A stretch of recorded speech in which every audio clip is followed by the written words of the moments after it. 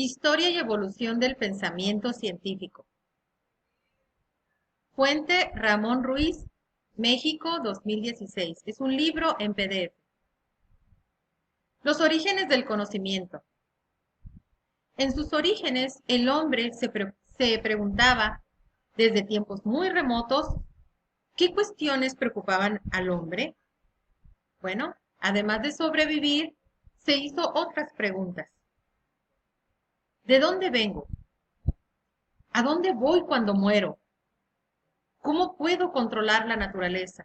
Entre otras cuestiones. Y eso lo hizo buscar conocimiento, pero más que nada, la explicación de las cosas. Sus primeras respuestas fueron de naturaleza mágica, mítico-religiosa, lo que se conoce por algunos antropólogos como el saber prefilosófico. Entonces, sus primeros conocimientos, en este caso, fueron explicados por la magia y por la religión. Dios era el que creaba las catástrofes, premiaba, castigaba, o eran espíritus. En fin, esa era una manera de responder esas preguntas y que en la actualidad muchas veces se utilizan para explicar aquello que la ciencia no puede. Pero, ¿para qué le ha servido la magia al ser humano? Una buena pregunta. Bueno, le ha servido para precisamente explicarse aquello que no puede, que no está en sus manos, pero tiene que tener una explicación, no se puede quedar con la duda. Entonces, para eso le ha servido. Pero en parte, la sugestión que provoca la magia y el verdadero conocimiento acerca de, sobre todo en la cuestión de la medicina, una mezcla de ello fue generando lo que es el conocimiento. ¿Por qué es importante el mito para el conocimiento? El mito es una historia fantástica mezclada con algo de realidad que va a transmitirse de generación en generación, de padres a hijos. Son historias que en su mayor parte es fantasía, pero que tuvieron un origen. Eso sirvió para que ese conocimiento se transmitiera hasta hoy en día. Sin el mito, eso no hubiera sido posible, ¿no? Claro, no estamos hablando necesariamente del conocimiento científico, simplemente el conocimiento que nos permite interactuar con la realidad. Problemas referentes al conocimiento. Bueno, el conocimiento tiene sus problemas, sus cuestionamientos. Uno de ellos sería básicamente tratar de determinar su validez. Para determinar la validez nos preguntamos lo siguiente: ¿en qué condiciones es verdadero? ¿Cuándo alcanzamos efectivamente la verdad? ¿Hasta dónde alcanzan y se limitan nuestras facultades cognitivas? Vamos a ver que de ahí surgen muchas corrientes filosóficas.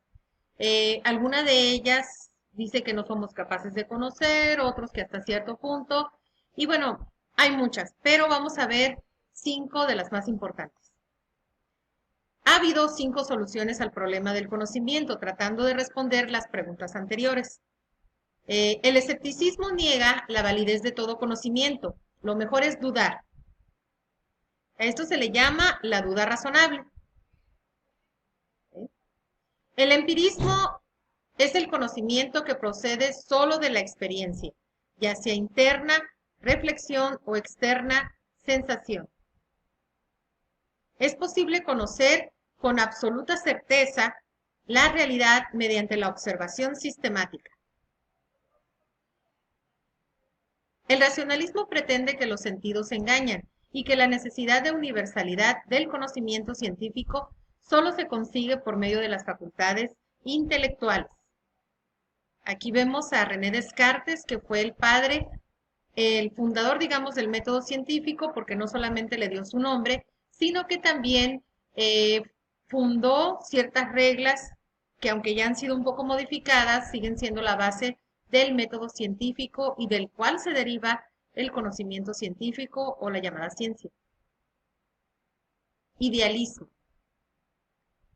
El idealismo niega la realidad del objeto del conocimiento. No somos capaces de ver la realidad. Niega la existencia de las cosas independientes de la conciencia, es decir, la conciencia no es capaz de ver la realidad. Un ejemplo sería que vemos un objeto, el objeto tiene sus características propias, pero nuestro pensamiento, nuestro cerebro tal vez no es capaz de captarlo en su totalidad. A lo mejor es de un color y nosotros lo vemos de otro. A lo mejor es de un color determinado y nosotros lo vemos o más intenso o variado, ¿no? Entonces, eso es el idealismo en términos generales y es una corriente muy importante porque grandes pensadores la manejaron. El realismo crítico nos dice que la realidad no puede ser conocida de manera absoluta, sino que nuestro conocimiento de ella es aproximado. Esto es muy importante porque es la corriente filosófica que más sostiene a lo que es la ciencia. Esto nos lleva al uso de las probabilidades, al uso de las estadísticas.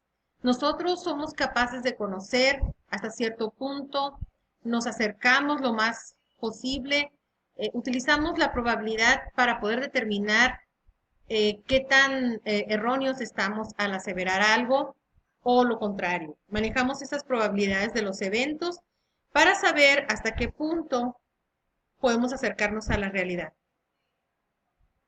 Otros tipos de conocimiento, el sentido común. El sentido común no va acompañado de una explicación de los hechos o explicaciones, y carecen de pruebas. No tiene conciencia de los límites y condiciones de su conocimiento. La falta de análisis y reflexión sobre los datos acumulados nos lleva a sostener creencias cuyos contenidos son contradictorios.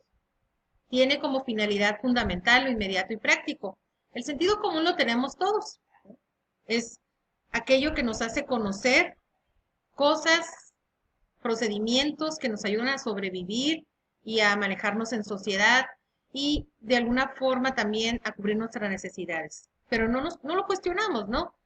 Yo sé abrir la puerta, no cuestiono cómo es que se abre la puerta y muchas cosas, ¿no? No nos ponemos a pensar cómo funcionan, solo utilizamos el sentido común para resolver los problemas.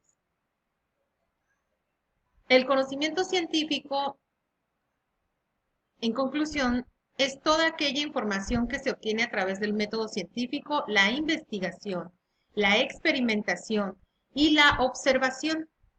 Se distingue por su rigurosidad en su método y aborda la realidad de los hechos en forma crítica, sistemática, ordenada, controlada y además verifica sus conclusiones. Entonces es muy importante estos términos que definen a la ciencia.